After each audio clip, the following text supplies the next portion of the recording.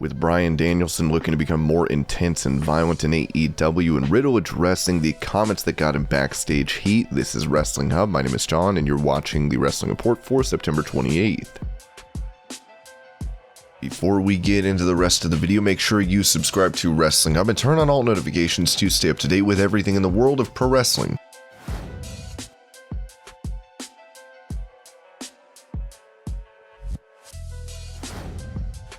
Olympic gold medalist Kurt Angle had an incredible amateur and pro wrestling career. After his time in WWE in 2006, he made his way to TNA. Talking on his podcast, he revealed why he chose to sign with the promotion. "The reason I signed with TNA, and there's nothing wrong with this, but when you're in WWE, it's a huge company. It's bigger than you. There's nothing you can do. You can have the greatest career of all time. You're not going to make a bigger impression on the company itself. TNA, it's a smaller company and you're the bigger name in the company. You're carrying the company on your back and making it into a WWE. You have a purpose that way. When you're in WWE, you're never bigger than the product. When you're in TNA, you are bigger than the product and what's carrying that product to another level. There's a bigger purpose in it." Angle would go on to reveal that he was not a fan of TNA's pitch for him to have his first feud against Samoa Joe. "I don't know. I did not like that because Samoa Joe was undefeated. I felt like if I came into the company and started out with someone else, Joe and I could work up to each other in 6 months to a year, really build our program, but they wanted to slingshot this thing and do it really quickly. Unfortunately, I ended Joe's undefeated streak the first pay-per-view I wrestled. It made no sense at all. I just felt like we could have built this up, done a lot more pay-per-view buys if we built it the correct way instead of slingshotting it. That's what the company wanted, so that's what I did."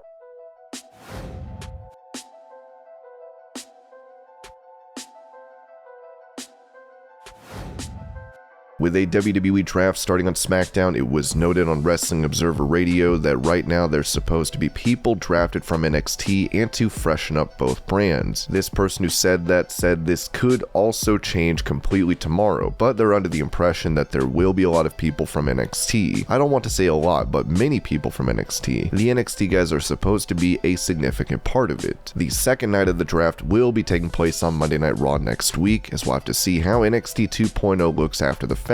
Many NXT stars have been in dark matches over the past month, including Aaliyah, Xia Li, Kacy Catanzaro, Dakota Kai, and Austin Theory. When it comes to main roster stars, there are local ads showing Roman Reigns and Drew McIntyre will be facing off for the Universal title, which would suggest that McIntyre will be making his way over to the blue brand. And of course, winning the world title on Raw, Big E is more than likely going to be made an official member of the red brand.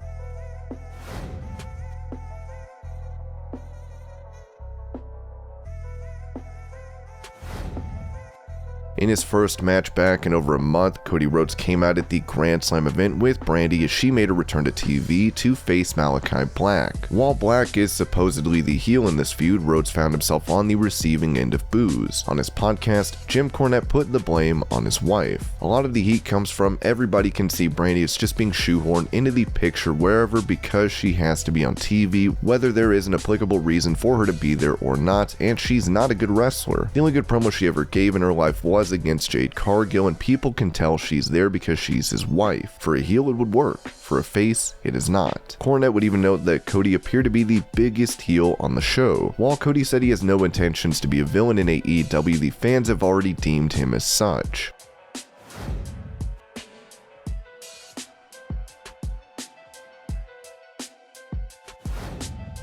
Talking to BT Sport, Becky Lynch spoke about doing voiceover work for Conor McGregor's last fight as she admitted to lifting a line from the former UFC champion. "The night before my wedding, I was in the hotel recording a voiceover for McGregor. I robbed one of his lines quite recently. When I said I apologize for absolutely nothing, I was like, hey, by the way, I'm robbing one of your lines. He was very nice and very complimentary to me after that. I haven't actually met him, but I have so much respect for Conor in terms of what he can do, and he's always been nothing but nice to me in any interaction we've had via messages." Lynch was able to come out of the Extreme Rules pay-per-view with her SmackDown Women's title, but the return of Sasha Banks may spoil her championship plans.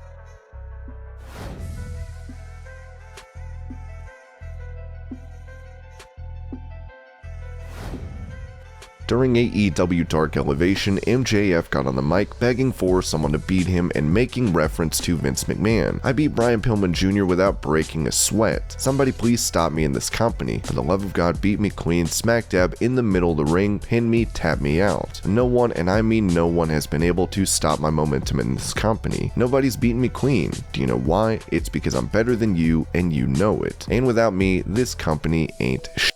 You can keep bringing in these guys who came from VKM, but the only three letters that matter in pro wrestling are MJF. With MJF looking to be finished feuding with Chris Jericho and Brian Pillman Jr., we'll have to see what is next for the Salt of the Earth.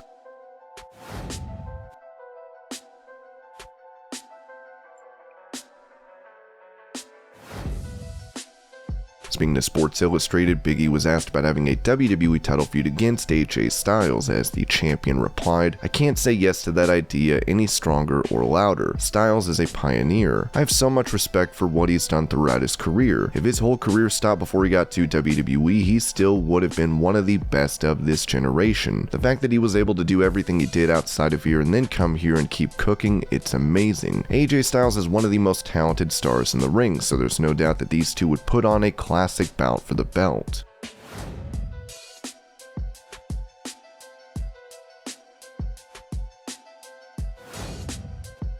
With him recently going to a time limit draw against the AEW champion, Bryan Danielson noted on AEW Dark Elevation that he will climb the ranks to ensure his shot at the title. I get how AEW works. There's a ranking system, and there's a ton of guys here that I'd love to kick their heads in for. I'm going to go through all of them, and no matter how many guys it takes, my next goal is to go for that AEW championship. As many had praised for their bout, the rematch between Danielson and Omega could be even better than their first.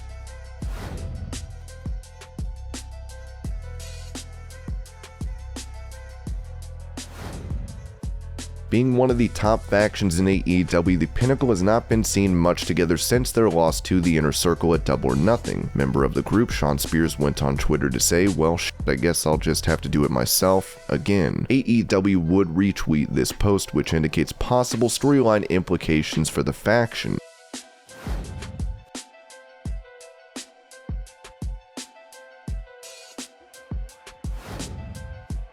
When Kevin Nash and Scott Hall turned up in WCW, it was one of the most iconic moments in wrestling. Still, WWE had the rights to their previously played characters Diesel and Razor Ramon. It was said by Bruce Pritchard on his podcast that the idea to have Glenn Jacobs and Rick Bogner portray these characters was from Paul Heyman. This was actually a Heyman idea. Paul says, "I've got a guy sitting in the ECW locker room who does a better Razor Ramon than Scott Hall could ever do." That's a quote. I said, "Really? Well, shoot. We were just talking one day and he told me about this guy Rick Bogner and how he would always come in and do a Razor imitation. We were talking, I'm like, well, by God, that's a coincidence. Paul told me about it before we were going to do the Razor Diesel gimmick, and I recalled that, and it was very recent in those conversations, and said, son of a bitch, we may have a guy." I said, "Hey, give me Rick Bogner." I think Rick was in Calgary at the time.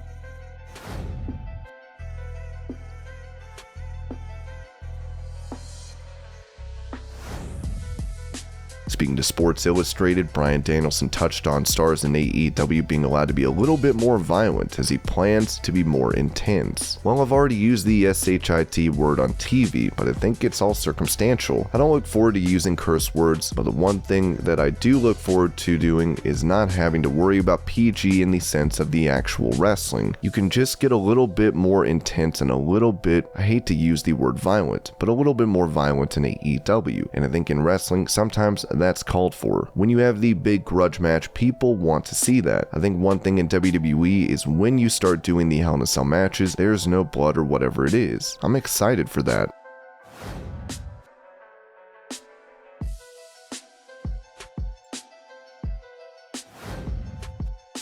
Not long ago, Matt Riddle had stated in an interview that he could beat up Roman Reigns in a real fight, and questioned him being able to move the needle. Prior to this, he had issues with the likes of Brock Lesnar and Bill Goldberg. Talking about certain behavior that could have garnered heat from WWE stars, Riddle told Ryan Satin, "I'd say the biggest lessons are this is entertainment, and maybe don't talk too much trash. I wouldn't say I got in trouble, but people aren't happy when I say certain things. And I'll say this, it's not old school, but there's this slight old school mentality mentality on the main roster rather than many other companies or the indies, where it's like you've got to watch what you say and be super respectful all the time. I try to be 100% of the time. Randy Orton even said when he first met me he didn't like me, and I was like, I'll be honest, Randy, I heard that interview and I was sad. You never told me you didn't like me. I thought we were cool. I guess he didn't like me. And then he saw me and Stallion Pete Dunne tag a takeover, and he actually tweeted, I didn't like you or something, but I get it. Good luck. Even when I came up to the main roster, I guess I didn't shake his hand, but it wasn't like I was trying to be disrespectful.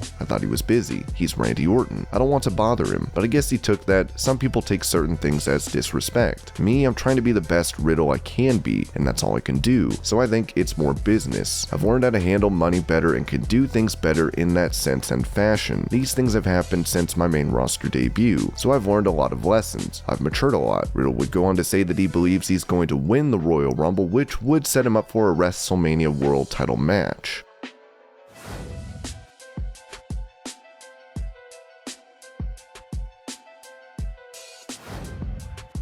Speaking of Riddle, his tag team partner Randy Orton did not have a match at Extreme Rules, but was set to appear at a live event this past weekend. The Observer has noted he wasn't booked on the pay-per-view, but he was booked on the house show, and he wasn't at the house show either, so there's something up. Despite missing nearly a month of TV previously, Orton was still able to come back to his tag team with Riddle.